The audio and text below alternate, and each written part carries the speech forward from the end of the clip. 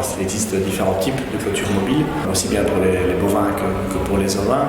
Si on prend les bovins, on reste principalement sur un seul fil lisse, avec équipé de petits piquets temporaires, type queue de cochon, plus les enrouleurs manuels.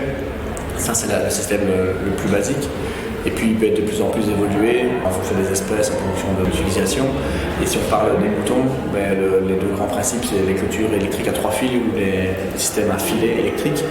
Et là, on arrive avec des systèmes qui peuvent être posés sur des quads, qui peuvent être posés et déposés très rapidement. Donc, les clôtures mobiles ne sont plus vraiment des contraintes, même pour des petits ruminants comme les moutons. Une des solutions pour gérer plus facilement le pâturage dynamique avec les clôtures mobiles, c'est de travailler par exemple un fil avant et un fil arrière dans des grands couloirs.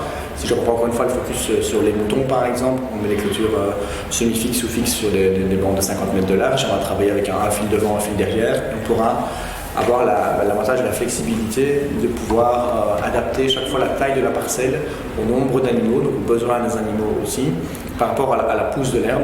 On pourra aussi faire suivre différents lots d'animaux sur la même parcelle, peut-être laisser les animaux qui ont plus grand besoin en premier, les faire changer tous les jours et le lendemain suivre avec des animaux avec des besoins moindres.